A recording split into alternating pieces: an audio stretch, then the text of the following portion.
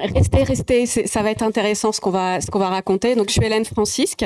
On va présenter avec Yael Slama à côté, en fait, les ateliers Lévi, les actions éducatives en ligne que nous mettons en place actuellement au sein de l'association. Ça s'apparente un peu à des ateliers type éducation thérapeutique dont on ne peut pas prendre la labellisation.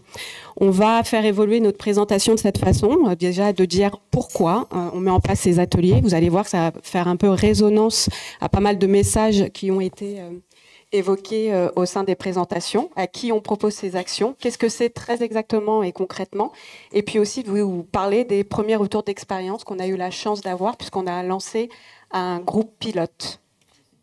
Donc pourquoi proposer ce projet ?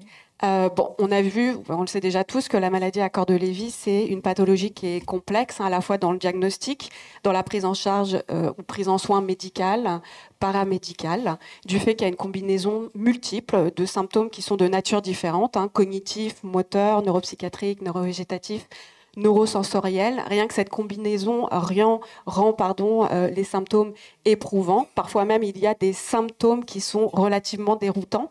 Un des orateurs avait parlé, par exemple, des fluctuations de l'état, des fluctuations attentionnelles, qui sont des symptômes pérennes, mais pour autant inconstants, et donc qui sont difficiles à appréhender et qui compliquent drastiquement la gestion de la vie de tous les jours.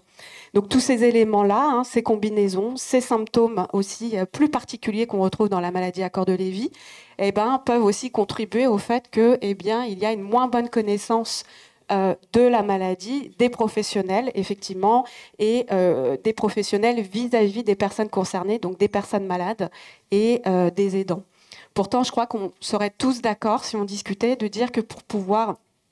il y avait une expression, c'était mieux vivre, en tout cas pour bien vivre avec des troubles, bien vivre avec une maladie, il est nécessaire de connaître un certain nombre de choses, de savoir un certain nombre de choses, de connaître ce dont on souffre, de pouvoir identifier les symptômes, de pouvoir comprendre aussi parfois les facteurs qui peuvent jouer sur l'expression symptomatologique de la maladie.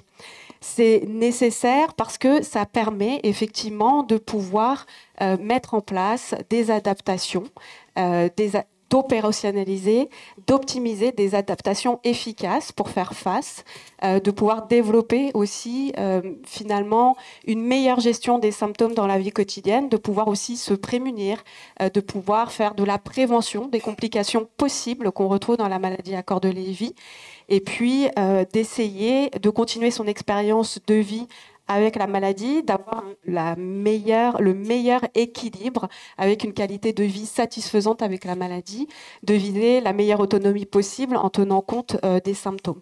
Ça, c'est un premier constat pour lancer ce projet. Le deuxième constat, c'est de pouvoir aussi entendre ce que les personnes ont à nous dire, d'entendre les vécus, d'entendre les ressentis individuels.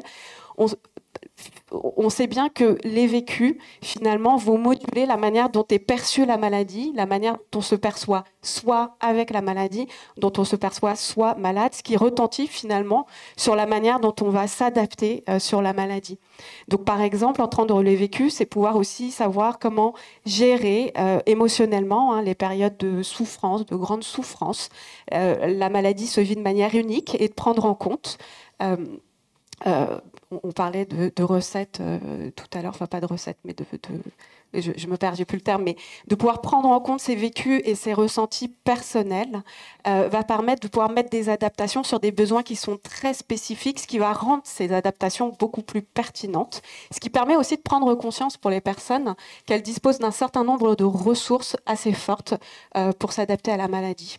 C'est aussi par rapport aux besoins de pouvoir proposer des espaces d'échange libres où les personnes peuvent se dire, les personnes aussi peuvent se sentir entendues, se sentir écoutées, se sentir compris, pouvoir échanger, donner du sens à l'expérience symptomatique aussi, de pouvoir lever aussi parfois l'isolement que la maladie crée, de pouvoir favoriser aussi de l'entraide entre les personnes.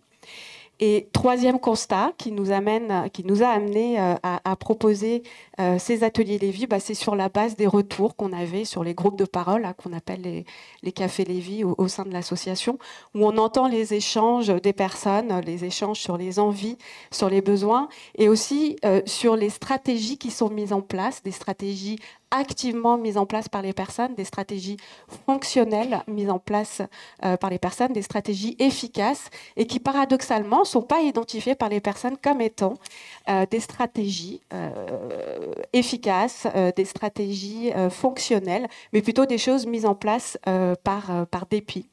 Les personnes malades savent, mais ne savent pas qu'elles savent, par exemple. Donc vraiment, on propose ce projet aussi. Ce projet s'inscrit dans une notion de parcours d'accompagnement qui va à des étapes pré-diagnostiques, là où il y a des symptômes, jusqu'à des étapes de diagnostic, où le diagnostic est posé, l'apparition de nouveaux symptômes, la disparition de certains aussi parfois, jusqu'à l'évolution de la maladie. Et donc, on propose de l'accompagnement d'un parcours individuel pour les personnes malades, de l'accompagnement groupal aussi via ces groupes de parole où les échanges sont libres. Et on y ajoute aujourd'hui un volet psycho-éducatif, psychosocial avec des actions qui sont beaucoup plus dirigées. Ce programme, évidemment, est destiné aux personnes qui souffrent de la maladie à corps de Lévy, parce qu'il est basé sur les symptômes qu'on retrouve dans la maladie à corps de Lévy, à toute personne, finalement, qui maîtrise la langue française, qui est francophone, en France et même ailleurs. C'est un avantage du distanciel, c'est de pouvoir ouvrir les frontières, de pouvoir toucher des personnes qui, parfois, peuvent être situées dans des zones géographiques où l'accessibilité à la prise en soins, au personnel médical, paramédical, est rendue plus difficile. Donc c'est un net avantage qui peut aussi présenter le désavantage de disposer d'une connexion effectivement Internet suffisante, d'avoir un outil informatique, une webcam, une caméra et de maîtriser au minimum l'outil informatique. Le programme est destiné également à des personnes qui ont un fonctionnement cognitif qui n'est pas limitant, c'est-à-dire des capacités attentionnelles qui permettent de suivre le programme sur une durée d'1h15 avec des pauses évidemment, des capacités d'attention sélective aussi qui permettent de pouvoir suivre les différents échanges qu'il peut y avoir entre les personnes, des capacités de compréhension également, que ce soit les supports écrits que nous projetons, que ce soit les échanges aussi.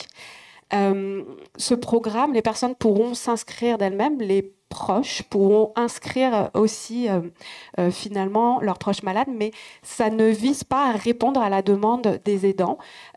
Les personnes qui suivront ces ateliers devront effectivement se sentir concernées et motivées pour suivre, parce que c'est des travails actifs, c'est une mise en commun d'un certain nombre de travails, il y a des échanges, de la collaboration, de la construction, de la mise, je fais un peu de teasing, mais de la mise en situation. Donc c'est vraiment un investissement pour la personne malade de participer à ces ateliers, donc d'être motivé et puis évidemment d'avoir un intérêt suffisant pour un ensemble de thèmes que nous proposons.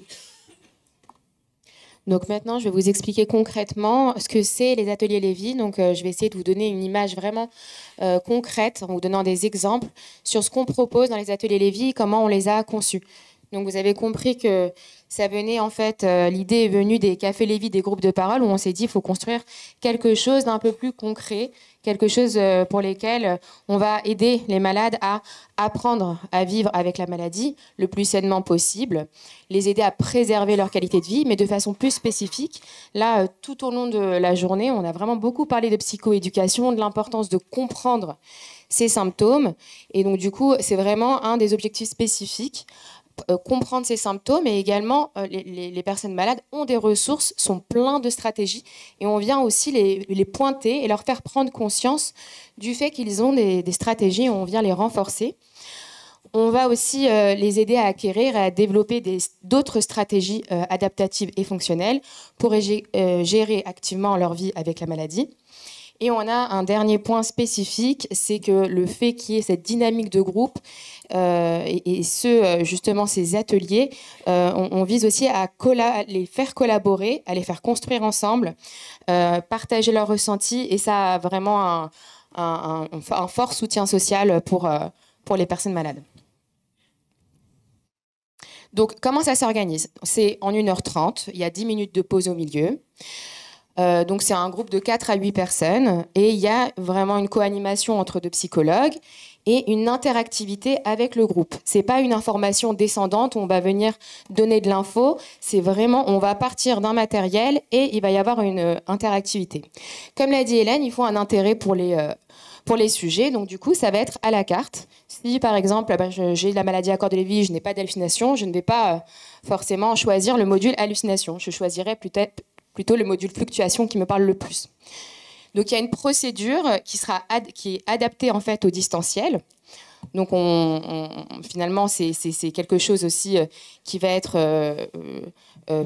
adapté à ce qui est en visio. Et selon les thèmes, la procédure va changer. Donc, on peut très bien, on verra par la suite dans les diapos suivantes, mais on peut très bien partir de métaphores, on peut très bien partir d'images, on peut très bien partir de vignettes cliniques. Donc vraiment, on va avoir des thèmes qui vont changer, enfin des procédures qui vont changer selon les thèmes.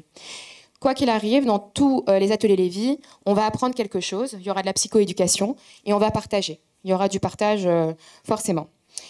Le matériel est ludique, pratico-pratique. L'idée, c'est vraiment de partir avec quelque chose que je vais appliquer au quotidien et qui va m'aider à me soulager avec la maladie. C'est adapté aux troubles neurovisuels, donc c'est vachement épuré. Et on a une très belle iconographie grâce à une bénévole qui a beaucoup travaillé dessus, Isabelle Aigron, qui nous a fait un travail magnifique au niveau de l'iconographie.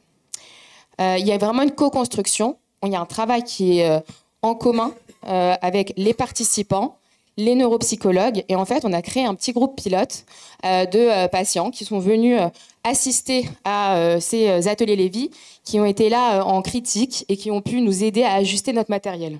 Et ça a été très précieux pour nous. Et donc, le support est réfléchi comme ça. On part du matériel, on travaille ensemble et on part avec une fiche où il y a des points clés qui reprend toutes les idées qui sont ressorties des ateliers Lévy, donc toutes les stratégies qu'on peut appliquer. Donc pour vous donner vraiment un peu d'idée de ce qu'on pourrait faire, on a par exemple un module où on part de BD qui illustrent des symptômes et chacun évoque son ressenti par rapport aux symptômes qui sont évoqués dans les BD, comment ils le vivent au quotidien, quelles stratégies mettre en place.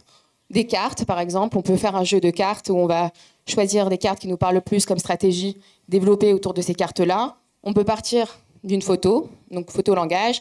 Ça peut être des vignettes cliniques, ça peut être aussi partir de quelque chose où on va un peu plus expliquer au départ, faire de la psychoéducation. Ça peut être de l'imagerie, ça peut être aussi un échange d'idées, un brainstorming.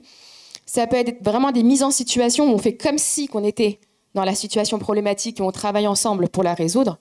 Et ça peut être aussi une expérience pratique où vraiment on expérimente un outil qu'on peut mettre en place au quotidien. Donc, pour vous montrer les modules qu'on a développés avec Hélène, donc, on a des modules qui concernent le cognitif, des modules qui concernent le psychocomportemental et des modules qui concernent le psychosocial. Donc, ces modules, en fait, ils ont été pensés vraiment par rapport à ce qui sortait des cafés Lévy, donc des groupes de parole. Donc, c'était vraiment le besoin, on se fixe sur le besoin des personnes malades. Donc, par exemple, dans le cognitif, on a un module sur l'attention, donc les fluctuations aussi.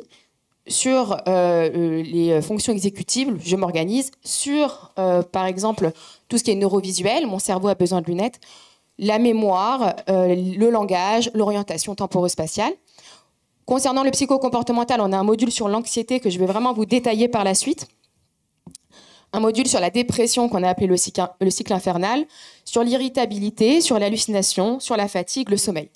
Et sur le plan psychosocial, on a un module sur l'acceptation de la maladie, sur la communication, comment je vais communiquer de la maladie avec mes proches, et mieux répondre à ses besoins, comment se faire aider, et également un module sur les projets actuels et futurs. Donc, dans ces ateliers, donc on est grâce à ce groupe pilote et aussi à une ancienne aidante bénévole qui nous a fait des retours, on va vraiment là où les participants souhaitent aller. Par exemple, on a un module sur l'anxiété. Et en fait, le matériel va faire émerger des questionnements qu'on va creuser ensemble. Au départ, par exemple, on n'est pas prévu de dissocier, de faire la différence entre anxiété, angoisse, stress et peur. Mais un des participants a vraiment émis ce besoin, cette volonté de comprendre la différence. Donc on est parti sur cette différence-là. Donc en fonction des idées, même si on avait une idée, un projet en tête avec Hélène, tout peut changer en fonction de ce que les participants vont demander.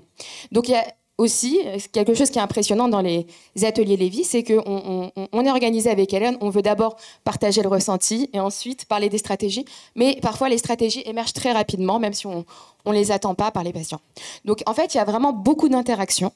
Il y a un matériel qui favorise ça, mais beaucoup d'interactions, mais ces interactions, elles ne restent pas flottantes. Il y a une co-construction et un ajustement du matériel grâce à ces interactions. Et donc, ça nous permet à la fois d'ajuster ce que nous, on va donner aux participants, mais également ajuster notre façon de faire avec Hélène. Par exemple, on a vu que ça pouvait générer des craintes de parler de tous les symptômes comme ça.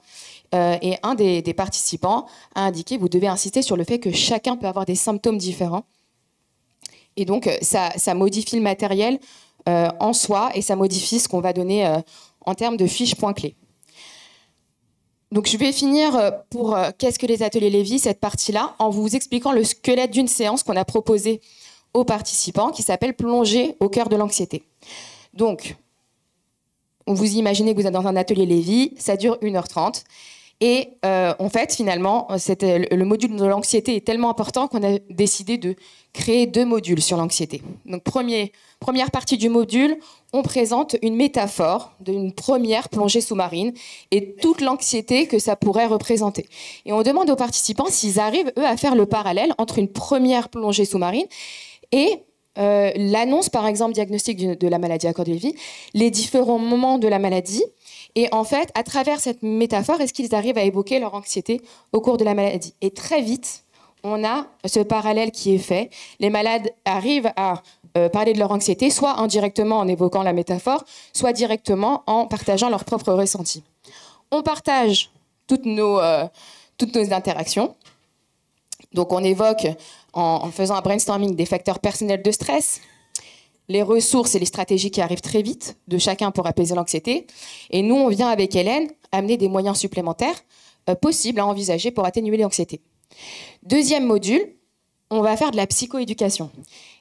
Et dans la psychoéducation, on va parler de l'anxiété, des moyens de faire diminuer l'anxiété, de l'utilité du principe de relaxation. On a fait 15 minutes de relaxation en séance, en atelier Lévy. Donc, on a appris aux participants à se mettre en relaxation. On a expérimenté la relaxation.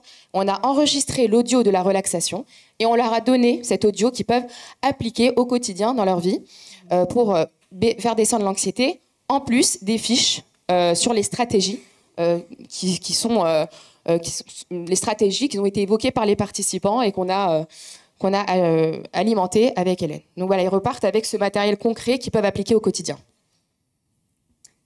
Le temps nous est compté, donc on va passer directement. Donc le fait d'avoir pu avoir la chance d'avoir un groupe pilote nous a amené déjà à avoir des premiers retours d'expérience sur les premiers ateliers qui ont été faits.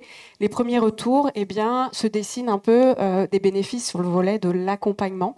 C'est vrai qu'on nous a dit que les explications étaient accessibles, étaient détaillées, ce qui a pu permettre de comprendre aussi un certain nombre de symptômes, de pouvoir se les approprier, s'autoriser aussi à pouvoir les expliquer à l'entourage proche et même un petit peu à l'entourage moins proche.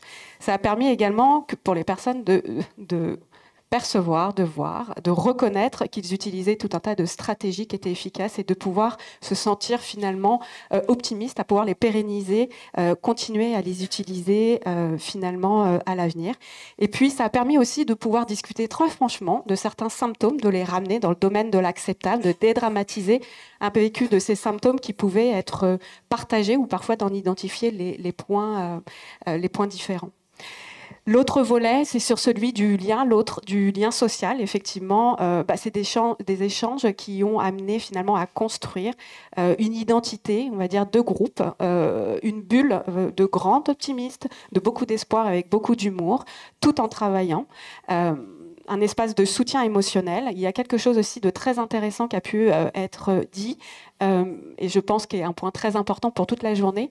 Les personnes malades ont pu aussi échanger et dire à quel point c'était important aussi d'aider leurs proches aidants. Leurs proches aidants s'y feraient tout autant qu'eux, mais pas dans un même positionnement.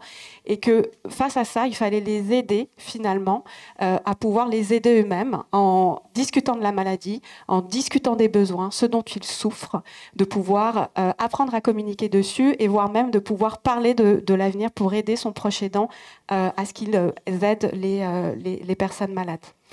Donc évidemment, ces retours d'expérience, notre volonté et notre envie ont amené à des perspectives, c'est de pérenniser ces actions, qu'elles perdurent dans le temps, qu'on puisse les enrichir également de nouvelles thématiques, on va le voir juste après très rapidement, et d'avoir donc des stratégies pratico-pratiques.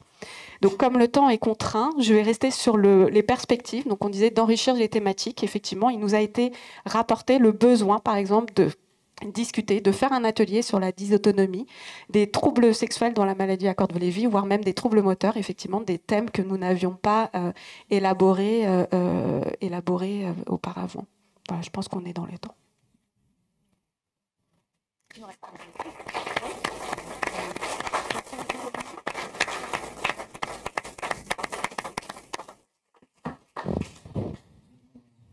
Est-ce qu'il y a des questions à propos de ces ateliers ?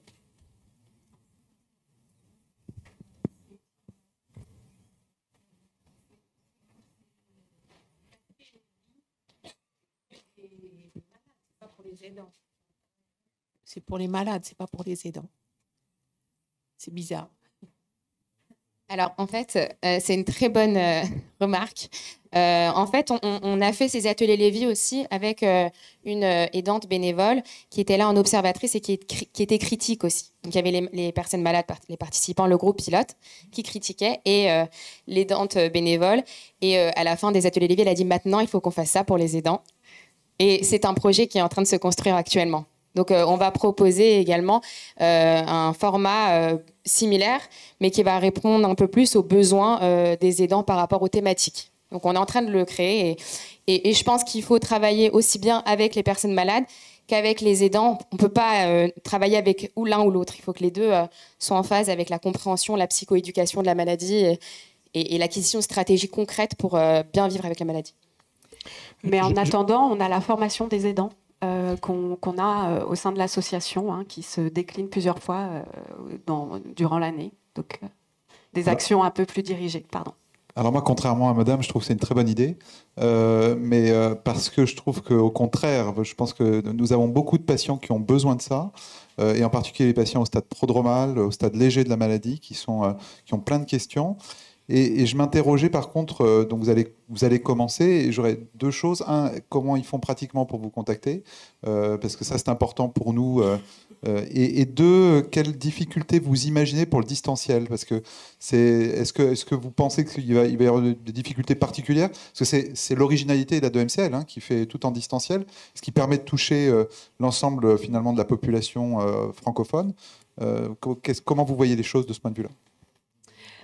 L'inscription, elle va se faire comme pour toutes les autres activités, les autres actions qu'on propose pour les aidants, pour les professionnels et pour les personnes malades. Donc directement une inscription sur le site dans le volet actions à destination des personnes malades.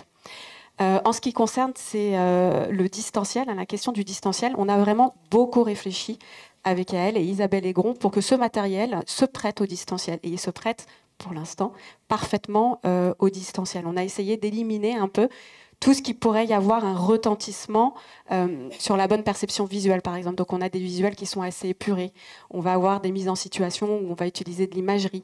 Et puis ensuite, on renforce aussi tout ce dont on a parlé, ces informations. On renforce un peu les liens, les traces mnésiques en envoyant finalement sur la même base de matériel toutes les stratégies qui auront été évoquées ensemble. Donc, on n'a pas le recul suffisant pour dire est-ce que tous nos ateliers seront bien appréhendés en distanciel, mais en tout cas dans la manière dont on a construit, on est parti de rien. On a tout construit en essayant de considérer ça à la fois le temps, pour pas non plus favoriser des chutes attentionnelles. On se dit on teste, mais ça ne devrait pas être un frein majeur. En fait, pour l'instant, on a proposé 4 séances, 4 modules, ou 3. Il y a 4 modules. Bon, et par rapport au retour des personnes malades, on n'a pas eu de retour négatif, en fait. Les retours, peut-être, qui ont été... voilà, c'est ceux qui ont été évoqués, mais c'est sur le fait que peut-être les thèmes sur les troubles sexuels ou la dysautonomie qui devraient être évoqués. Et il y a aussi le fait que peut-être que nous, dans notre comportement, il faut parfois qu'on ralentisse un petit peu et tout ça. En tout cas, en termes de matériel et d'effets, c'est bénéfique, quoi. Moi, je rebondirais juste. On a, pour petite expérience bordelaise, on a fait des groupes de parole avec des aidants et des patients. Et on a des aidants qui nous ont dit « Ah, ça serait bien qu'on soit qu'entre aidants ». Et il y a des patients qui nous ont dit « Ah, ça serait bien qu'on soit qu'entre patients ». Donc, je pense que c'est pas mal aussi d'avoir des groupes peut-être, entre guillemets, un petit peu plus confidentiels et que des patients ou que des aidants. Parce qu'il y a des choses qui sont dites, qui ne sont pas forcément dites dans les groupes mixtes. Et donc, je pense que c'est bien qu'il y ait les deux, en fait. Et je suis complètement d'accord avec ça parce qu'on a fait un test aussi où on faisait des groupes de parole aidants malades et ça fonctionnait pas si bien que ça. Donc, c'est très dépendant des personnes qui sont là. Ça dépend, mais on a essayé ce processus-là et on voit ce besoin de se retrouver entre personnes malades et ce besoin de se retrouver entre aidants. Oui, d'accord.